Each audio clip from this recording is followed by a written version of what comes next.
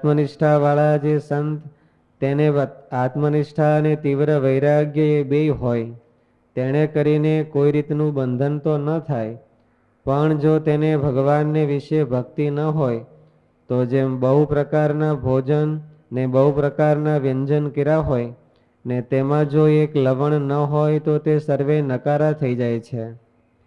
તેમ ભગવાનની ભક્તિ વિના એકલું જે બ્રહ્મ જ્ઞાન છે તથા વૈરાગ્ય છે તે તો નકારું જ છે ને સદા અકલ્યાણકારી જ છે.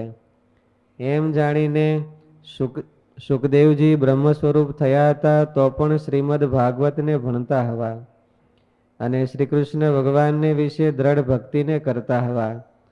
માટે આત્મનિષ્ઠા વાળાને જો ભગવાનને વિશે ભક્તિ ન હોય તો એને મોટું દૂષણ છે. અને જેને ભગવાન હું દૂષણ મહારાજે શું કીધું? શું કીધું?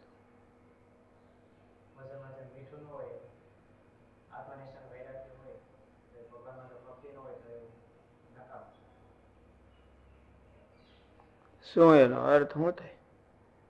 કે આત્મનિષ્ઠા કેળવીને જે કરવાનું હતું એ ફળ તેને પ્રાપ્ત થયું ને. આત્મનિષ્ઠા કેળવીને શું કરવાનું? ભગવાનને નિર્દોષ જાણવાના હોય, ભગવાનની ભક્તિ કરવાની હોય. આત્મનિષ્ઠાનું ફળ તો નિર્લેપણ. આત્મનિષ્ઠાનું ફળ તો નિર્લેપણ છે. અથવા તો જેની ઉપાસના કરીને હું આવો અતિ નિર્લેપ હોય તો એ ભગવાનમાં હેત ન હોય તો એ અતિ અભદ્ર છે.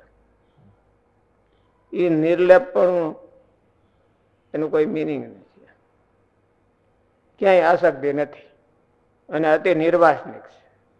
નિર્લેપણું છે, નિર્લેપ એવું જ એવું તો બીજું શું?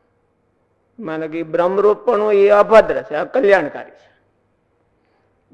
બ્રહ્મરૂપણાનો અર્થ મિનિંગ મારે છે એ કર્યું કે જો અતિશય આત્મનિષ્ઠા હોય ને અતિશય વૈરાગ હોય તો એને જગતનું નિર્લેપણું તો રહે.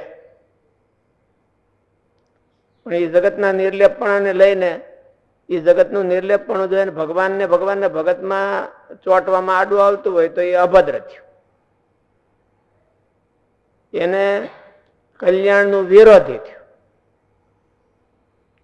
એના કરતા તો જગતમાં ચોંટતો હોત તો સારું હતું, ભગવાનમાં ચોંટતો હોત તો સારું હતું. એનું અતિ નિર્લેપણું છે એ એને આડું આવ્યું. ભગવાન જગતમાં અતિ નિર્લેપણું છે તે ભગવાનના ભગતમાં અતિ નિર્લેપણું થઈ ગયું. એને આડું આવ્યું એટલે અભદ્ર થયું. અભદ્ર એટલે અકલ્યાણકારી, કલ્યાણ વિરોધી થયું. એટલે અહીંયા વિરોધી ના અર્થ, શૂન્ય ના અર્થ બને કે કલ્યાણ શૂન્ય થયું એવું નહીં, કલ્યાણ નું વિરોધી. ફરીથી વાંચો થોડુંક. અને આત્મનિષ્ઠા વાળા જે સંત તેને આત્મનિષ્ઠા અને તીવ્ર વૈરાગ્ય એ બે હોય તેને કરીને કોઈ રીતનું બંધન તો ન થાય. એટલે જગતમાં તો અતિ નિર્લેપ ભાવે એમાં વાંધો નહીં. પણ જો તેને ભગવાનને વિશે ભક્તિ ન હોય તો જેમ બહુ પ્રકારના ભોજન ને બહુ પ્રકારના વ્યંજન, ભગવાનમાં એને આસક્તિ ન હોય ને એને હેત એને ચોટ ન હોય, એટેચમેન્ટ ન હોય તો ઓલું એને અભદ્ર થાય. એને લઈને આવું થયું છે. જગતમાં ચોટતો હોય તો આમાં હોતે ચોટે તો એના કરતા એને જો એ તીવ્ર વૈરાગ ને ઓલું ન હોત તો સારું હતું. જગતમાં ચોટ જ ના, ભગવાનમાં ચોટ. જગતમાં તો નિર્લેપ થઈ ગયો અને તો એને ભગવાનમાં ચોટતો નથી તો ઓલા એના કારણ રૂપ બની ગયા, અભદ્ર થઈ ગયા. જગતમાં ચોટે ભગવાનમાં ચોટી ન રહે એવું કઈ જરૂર નથી. એટલે જગતમાં ચોટતો આના કરતા એમ સારું એમ. એટલી બધી મહેનત કરી અને જે કરવું હતું ભગવાનમાં ચોટવું હતું તો ન ચોટાડ. એટલે ઓલા કલ્યાણકારી અકલ્યાણકારી થયા ને. અને એ નડે છે હું ભગવાનમાં ચોટતા. જગતમાં નકર તો મોટે ભાગે તો બધાને ભગવાનમાં ચોટવા માટે જગત નડતું હોય. જગત એનો અવરોધ કરે છે. જગતમાં ચોટે એટલે ભગવાનમાં ન ચોટે. આ તો જગતમાંથી નિર્વાસનિક થઈ ગયો. તો હવે તો ભગવાનમાં ચોટવો જોઈએ. તો નથી ચોટતો તો કઈક કારણ છે. તો કારણ તો આજ હાજર હોય એ જ હોય, બીજું કોણ હોય? નહીં તો શું કરવાનું ન ચોટે? જગતમાં જીવ બધા જગતના જીવ છે એ ભગવાનમાં નથી ચોટતા. એનું કારણ શું? જગતમાં ચોટે છે. એને જગત આડું આવે છે. એને જગત છે એ ભગવાનમાં ચોટવા દેતું નથી. આને તો એ નથી. આને તો આત્મનિષ્ઠા અને વૈરાગ, અતિ વૈરાગ એને કરીને જગતમાં તો નિર્લેપપણું પાક્કું થઈ ગયું છે. જગતમાં ચોટતો નથી. અને તોય હજી ભગવાનમાં નથી ચોટતો. એટલે મહારાજનું કહેવાનું એમ છે કે તોય એને જગત ભગવાનમાં ચોટવામાં નડતા હોય તો જગત તો નડતું નથી. તો હવે આ જ હોય, બીજા કોઈ ન હોય. ભગવાન તો એવો પદાર્થ છે કે એ બધાને ખેંચી લે. ઇત્થમ ભૂત ગુણો હરિ આત્મા રામશ્ચ મનયો નિર્ગ્રંથાપ્યુરુક્રમે કુર્વંતી અહૈતુ કિમ ભક્તિ ઇત્થમ ભૂત ગુણો હરિ. ભગવાન છે એ તો એવો પદાર્થ જ છે કે આત્મારામ હોય એને પણ ખેંચી લે. તો આત્મારામ છે નથી આવતો, એમાં નથી, ખેંચાતો નથી. ભગવાનમાં અને ભગવાનના ભક્તમાં એને હેત થતું નથી. એટલે એને કોણ નડતું છે? એટલે એ અભદ્ર થઈ ગયા. આત્મજ્ઞાન ને વૈરાગ એ કલ્યાણ જ કરે એવું જરૂર નથી, એવું નક્કી નથી હોતું. એ અકલ્યાણ હોતે કરે. એનો ઉપયોગ કેમ કરવો એ તો ગુણ છે ને. ગુણનો ઉપયોગ તો ક્યાં, વિનિયોગ ક્યાં કરવો અને ક્યાં ન કરવો એની ઉપર આધાર છે. એટલે આત્મજ્ઞાન ને વૈરાગ એ દૈવી જીવમાં પણ હોય અને આસુરી જીવમાં પણ હોય. આસુરી જીવ છે એ એનો ઉપયોગ ભગવાનમાં ન કરી શકે. ભગવાનના પોતાના આત્મકલ્યાણના ફાયદામાં ન કરી શકે. મારે એની વાત કીધી ને, અશ્વત્થામાં 2 વાના હતા. એ બ્રહ્મરૂપ થઈ ગયો હતો અને વૈરાગ વિના થાય નહીં બ્રહ્મરૂપ. તો એનો જીવ ભગવાનમાં ન ચોટ્યો અને પાંડવોમાં ન ચોટ્યો. ભગવાનમાં પાંડવોમાં ઉલટી અને અમુકની દાજ થઈ, પાંડવોની દાજ થઈ. જોને મહારાજ પાસે જઈને ઓલો ધર્મદેવ પાસે જઈને વરાળ કાઢી ને, એને વરાળ કાઢી મારી પાસે દાજ હતી એટલે હા કૃષ્ણ જન્મ લેવાનો છે, એને હું ઓળખું, એને હું ઓળખું છું એટલે એને વરાળ કાઢી. ઉલટી અમુકની અંદાજ. તો એ આત્મજ્ઞાન અને વૈરાગ કે એનું બ્રહ્મરૂપપણું એના માટે અભદ્ર થઈ ગયું.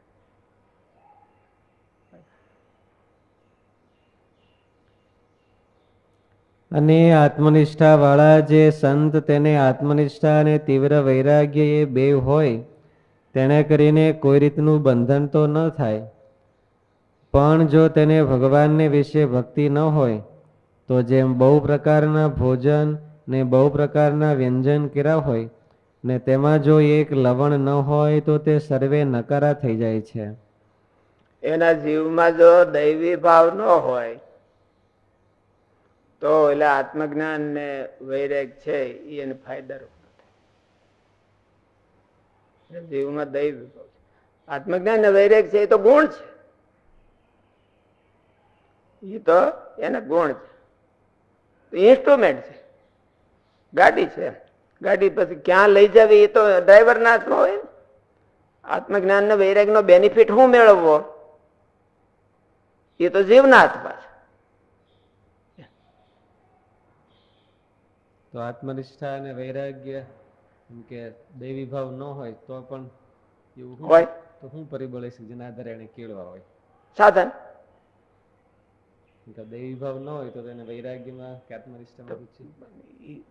તમારો તર્ક જે હોય દ્રષ્ટાંત તો એમ કે છે અશ્વત્થામાં એ કેળવા હતા, અશ્વત્થામાં એ કેળવા હતા એને મોટા અસુરો હતા, એમાં વૈરાગ હતો, વૈરાગ વાળા હતા.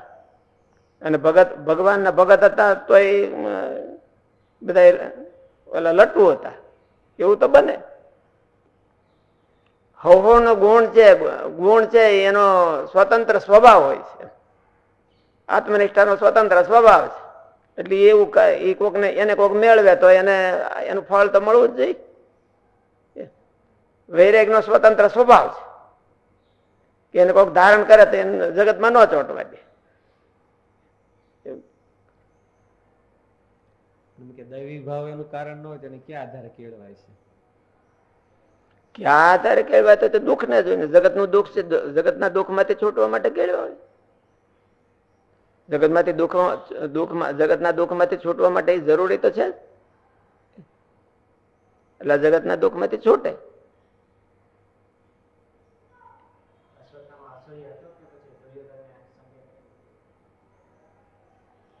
દુર્યોધન ને તો મહારાજ કઈ એવું કોઈ સંગે કરીને થયો કે એવું તો કઈ નથી લખ્યું, પણ મોટે ભાગે તો સંગે કરીને થયો. એનો અર્થ એવો થયો.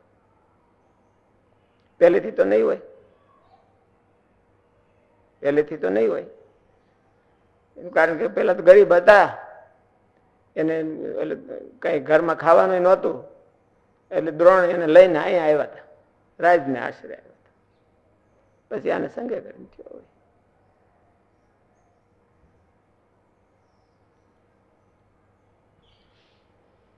કારણ કે પહેલેથી તો બ્રહ્મરૂપ હતો એવું કઈ તો ક્યાંય લખ્યું નથી. અશ્વત્થામાં પહેલેથી ચિરંજીવી હતો એવું તો કઈ નથી લખ્યું. મહારાજ એવું કીધું સાધને કરીને થાય, એના પ્રસંગમાં એવું મહારાજ લખ્યું, કોઈક સાધને કરીને બ્રહ્મરૂપ એટલે સાધનો કર્યા છે. જેમ બહુ પ્રકારના ભોજન ને બહુ પ્રકારના વ્યંજન કર્યા હોય ને તેમાં જો એક લવણ ન હોય તો તે સર્વે નકારા થઈ જાય. મસાલા બધા નકામા થઈ ગયા. આત્મનિષ્ઠ વૈરાગ મસાલો છે, એ શાક નથી. મસાલો છે એટલે બોલું શાક ખાવાનું મીઠું લાગે. આત્મનિષ્ઠ વૈરાગ હોય તો ભગવાનમાં હેત કરવું એને હેલું પડે. ભગવાનમાં ચોંટવું હોય તો એને હેલું પડે. ભગવાનના ભગતમાં ચોંટવું હોય કે એની સેવા કરવી હોય તો એને હેલું પડે. એટલું તેમ ભગવાનની ભક્તિ વિના એકલું જે બ્રહ્મ જ્ઞાન છે તથા વૈરાગ્ય છે તે તો નકારું જ છે ને સદા અકલ્યાણકારી જ છે. એમ સદા કલ્યાણકારી છે. મારે જેવું લખ્યું અકલ્યાણકારી એટલું નહીં. એ ક્યારેય ગમે ત્યારે જો ભગવાનની ભક્તિ ન હોય તો ગમે ત્યારે પણ પોતાના આત્મકલ્યાણમાં વિરોધી છે. ભગવાનની ભક્તિ હોય તો સહાય કરે. તેમ ભગવાનની ભક્તિ વિના એકલું જે બ્રહ્મ જ્ઞાન છે તથા વૈરાગ્ય છે તે તો નકારું જ છે ને સદા અકલ્યાણકારી જ છે.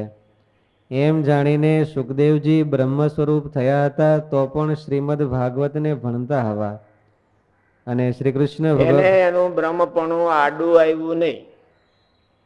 એકડા ભણવામાં બેહવામાં. સુખદેવજીને તો એકડિયા કહેવાય ને. સુખદેવજીને ભણવાનું શું હોય? શું ભણવાનું? બ્રહ્મસૂત્ર ભણવાનું હોય. એટલે ભાગવતમાં બેઠા એટલે એને એકડિયા ભણવા એની પરિસ્થિતિમાં એને બ્રહ્મરૂપ આડું ન આવ્યું. એને ન આવ્યું. એમ જાણીને સુખદેવજી બ્રહ્મ સ્વરૂપ થયા હતા તો પણ શ્રીમદ ભાગવતને ભણતા હવા અને શ્રી કૃષ્ણ ભગવાનને વિશે દ્રઢ ભક્તિને કરતા હવા. માટે આત્મનિષ્ઠા વાળાને જો ભગવાનને વિશે ભક્તિ ન હોય, લખ્યું છે ને હરેર ગુણાક્ષિપ્તમતિ ભગવાન બાદરાયણ એવું લખ્યું. વ્યાસ ભગવાન ની કેવા શબ્દો લખે? હું લખ્યું? હરેર ગુણાક્ષિપ્તમતિ ભગવાન બાદરાયણ બાદરાયણ. પછી ઓલું લખ્યું છે ભણાય એમ નિત્યમ વિષ્ણુ જનપ્રિય અધ્યગાત મહદાખ્યાનમ નિત્યમ વિષ્ણુ જનપ્રિય. ભગવાન ત્યાં લખવાની શું જરૂર હતી એને? ભગવાન વિના એવું ન કરીએ કે ભગવાન થઈને એવું ન કરીએ કે ભગવાન જેવા હતા તો એવું ન કરીએ કે તો એ કર્યું એનું કારણ શું? દૈવી ભાવ, બસ એને ભગવાનમાં આકર્ષણ, ભક્તિ, ભગવાનમાં ભક્તિ. એટલે ભગવાન હતા તોય નિત્યમ વિષ્ણુ જનપ્રિય. એટલે ભગવાન નિત્યમ વિષ્ણુ પ્રિય એવું ન લખ્યું, નિત્યમ વિષ્ણુ જનપ્રિય. શાસ્ત્રમાં મહારાજ કે બીજ રૂપે તો બધે લખ્યું છે, પડ્યું જ હોય છે.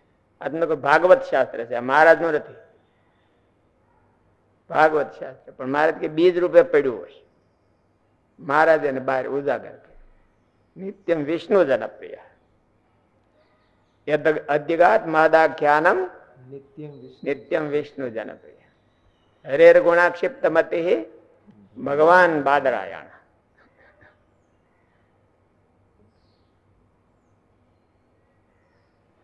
ત્યાં ભગવાને એવું ન લખ્યું કે નિત્યમ વિષ્ણુ પ્રિય, એવું લખ્યું હોય તો લખીએ ને. બીજું ક્યાંક વિશેષણ મૂકી દીધું અક્ષર ઘટત તો કે મહાવિષ્ણુ પ્રિય હે, એવું ન લખ્યું. વ્યાસ ભગવાન ગમે તે શબ્દ મૂકવો તો મૂકી આગળ. અથવા તો એવો અર્થ થાય ને કે ભગવાન જેવા થાય તે આવું કરીએ કે એવું ન થાય. કારણ કે એ તો પામર જે હોતે કરીએ કે નકર તો આ બધા હાવ કે અમારે અમે તો ભગવાન જેવા નથી, તમારે કઈ કરવાનું હોય ને એવું, એટલે એમાં છટકી જાય. એટલે એવો અર્થ ન લઈએ, એવો જ અર્થ લઈએ કે ભગવાન થઈ ગયા હતા તોય ભગવાન બાદરાયણ લખવાનું એટલા માટે પ્રયોજન બીજું કઈ દેખાતું નથી કે ભાઈ હરેર ગુણાક્ષિપ્ત મતિ ભગવાન બાદરાયણ અધ્યગાત મહદાખ્યાનમ નિત્યમ વિષ્ણુ જનપ્રિય. ભગવાન થઈ ગયા પછી તો એને ભગવાનમાં પ્રીતિ થવી જોઈએ ને. તો ભગવાનમાં તો પ્રીતિ ન થઈ, ક્યાં થઈ? ભગવાનના ભગતમાં જ થઈ. અને ભગવાન થઈ ગયા પછી પણ એને ભગવાનના ભગતમાં પ્રીતિ થઈ, અને ભગવાનના ભગતમાં પ્રીતિ થઈ એટલે તો યા ભણ્યા. એનો પ્રસંગ ભગવાન તો કઈ કથા સાંભળવા આવે નહીં, કથા સાંભળવા તો કોણ ભગત આવે. એટલે ભગતના સત્સંગ માટે લોભાય ને એવું લખ્યું ભગવાન. આનું સુધા સિંધુમાં બહુ સ્પષ્ટ લખ્યું છે, આખો શ્લોક હોતે લખ્યો છે. આના ભાષ્યમાં છે શ્લોક. એમ જાણીને સુખદેવજી બ્રહ્મ સ્વરૂપ થયા હતા તો પણ શ્રીમદ ભાગવતને ભણતા હવા અને શ્રી કૃષ્ણ ભગવાનને વિશે દ્રઢ ભક્તિને કરતા હવા. માટે આત્મનિષ્ઠા વાળાને જો ભગવાનને વિશે ભક્તિ ન હોય તો એને મોટું દૂષણ છે, અને જેને ભગવાનને વિશે ભક્તિ હોય તેને પણ જો આત્મનિષ્ઠા અને વૈરાગ્ય ન હોય તો એને દૂષણ છે. એ હોહરવું ન ઉતરે ભાઈ. અને જેને ભગવાનને વિશે ભક્તિ હોય તેને પણ જો આત્મનિષ્ઠા અને વૈરાગ્ય ન હોય તો જેવી ભગવાનને વિશે પ્રીતિ હોય તેવી બીજા પદાર્થને વિશે પણ પ્રીતિ થઈ જાય. એટલે વિઘન છે, એને દૂષણ ન કહેવાય. ઓલું દૂષણ કહેવાય અને આ વિઘન કહેવાય. ઓલું તો એને કઈ વિઘન નથી, પણ એની માલિપા પડ્યું છે દૂષણ. અને જેને ભગવાનને વિશે ભક્તિ હોય તેને પણ જો આત્મનિષ્ઠા અને વૈરાગ્ય ન હોય તો જેવી ભગવાનને વિશે પ્રીતિ હોય તેવી બીજા પદાર્થને વિશે પણ પ્રીતિ થઈ જાય. માટે એ ભક્તિ માર્ગવાળાને પણ મોટું દૂષણ છે. અને જે આવો પરિપક્વ ભગવાનનો ભક્ત હોય તેણે તો ભગવાનનો યથાર્થ મહિમા જાણ્યો છે. માટે તેને તો પરમેશ્વર વિના બીજું સર્વે તુચ્છ જણાણું છે. તે સારું કોઈ પદાર્થમાં તે મોહ પામતો નથી. માટે આત્મનિષ્ઠા, વૈરાગ્ય અને ભગવાનને વિશે ભક્તિ એ ત્રણેય ભેળા હોય ત્યારે કોઈ જાતની ખોટ ન કહેવાય. અને એવો જે હોય તે તો ભગવાનનો જ્ઞાની ભક્ત કહેવાય, એકાંતિક ભક્ત કહેવાય, અનન્ય ભક્ત કહેવાય.